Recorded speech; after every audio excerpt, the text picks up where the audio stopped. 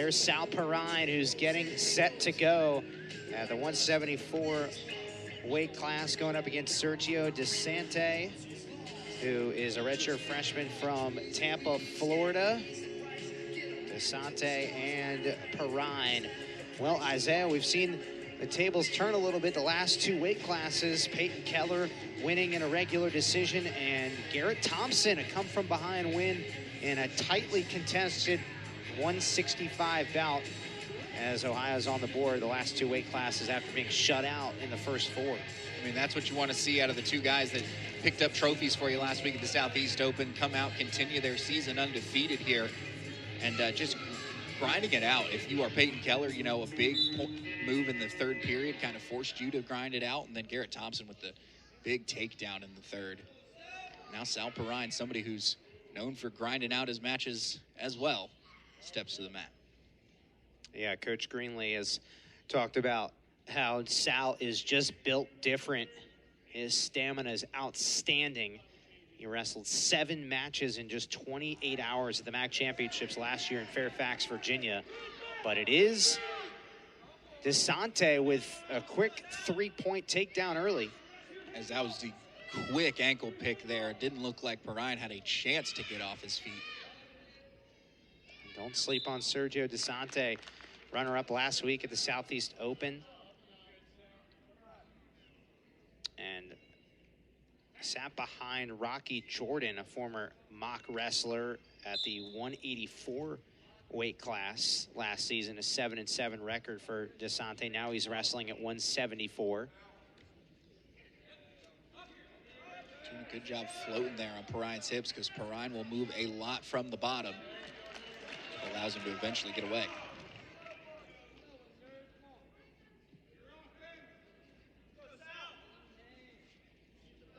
Tell just the strength of that left hand of Desiante on top of the head of Perrine wasn't allowing him to really see his opponent.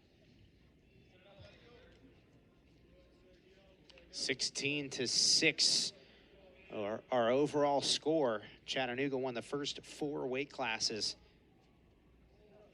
but Ohio has come back with 3 team points in each of the last 2. With those bonus points, unless the Bobcats can pick them up on the backside matches as well, they're going to have to win all 6 straight here to have a chance. Ohio is much more experienced, as we've talked about, in the heavier weight classes. It was at the beginning, the lightweights, where Coach Greenlee was looking to sort of figure out what his lineup is, with a lot of young players, a lot of young wrestlers.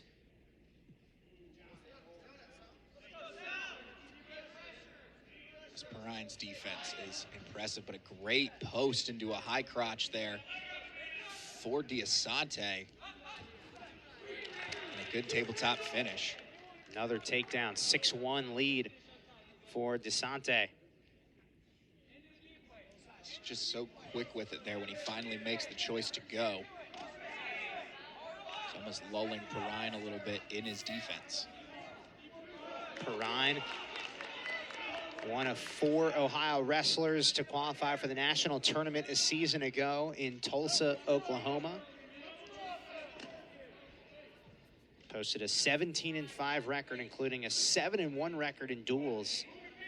Also an academic all-MAC selection. Perrine nearly won his first match in the national tournament in Tulsa. It was quite competitive. Great match there against Peyton Mako.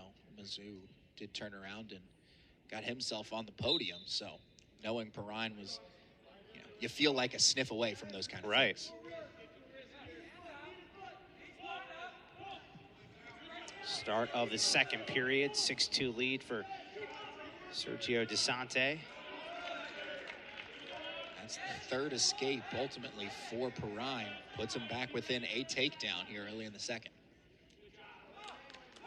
That is the one advantage of the new scoring system.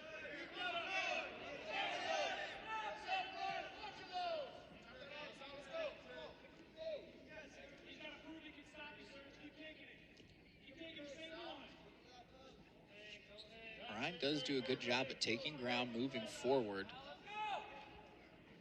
Man, it seems like that's all just for Desiante to time it up as he tried to that time. Good job by Perrine finally seeing the quick shot.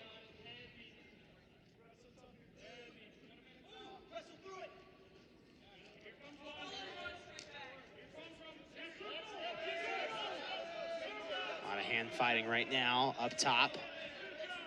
Perrine doing a good job of taking all the ground, trying to force the officials to step in with a stall call.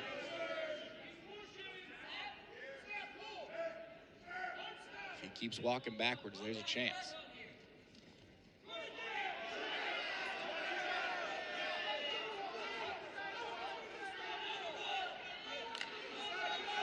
So that's the game plan in this 25 seconds, it feels like, is apply the pressure, work your way to the third.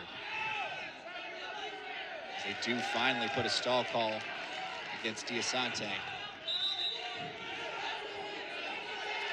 And they gave him another for stepping out of bounds in the end. Coach Greenlee might have convinced him to give him that one. He's been around for a long time, Coach Greenlee. He knows what he's doing. As Coach Rochelle wants, he gets that he's right on the edge, but I think he's trying to say that his guy was fighting it. Couldn't really do anything about it.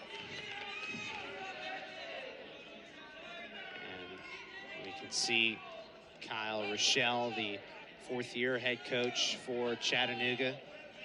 He actually mentioned to us that he's got some memories from his recruiting days at Ohio University. He actually used to go to Ohio's wrestling camps as a teenager, led by Coach Greenlee, and he told us that it was a really hard choice. It came down to 3 schools, Ohio, Indiana, and Wisconsin, and he chose Wisconsin and ended up being a 4-time NCAA qualifier.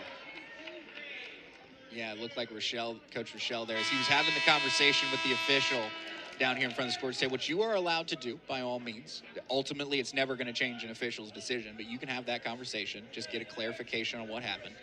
And just the way he was in that conversation, and the official didn't really like it, so he wanted to make sure he gave him a warning on the way out. Next one, I do believe, is a team-point deduction, so that could come into play late in this match.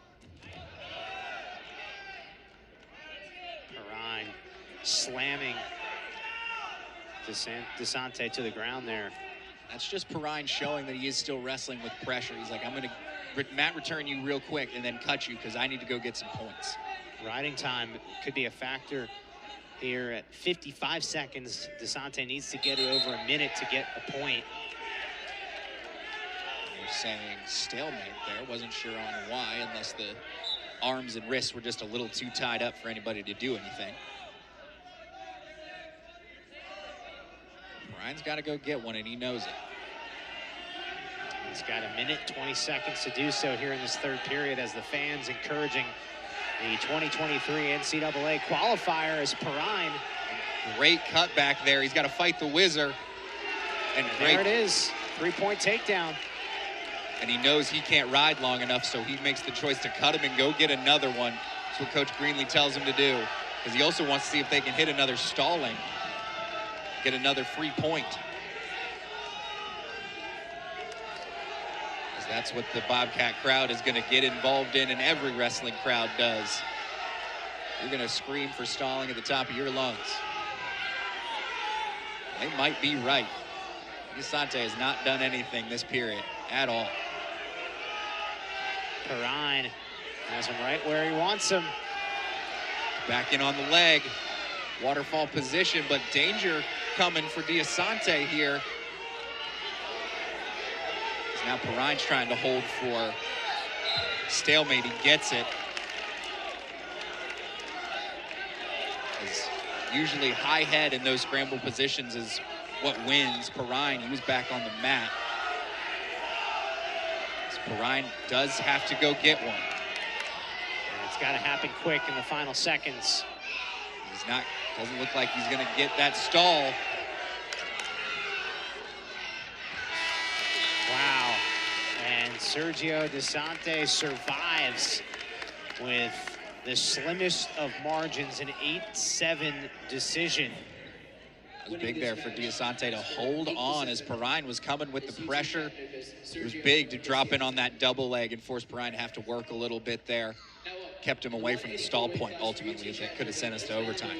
So Chattanooga with a commanding 19-6 advantage.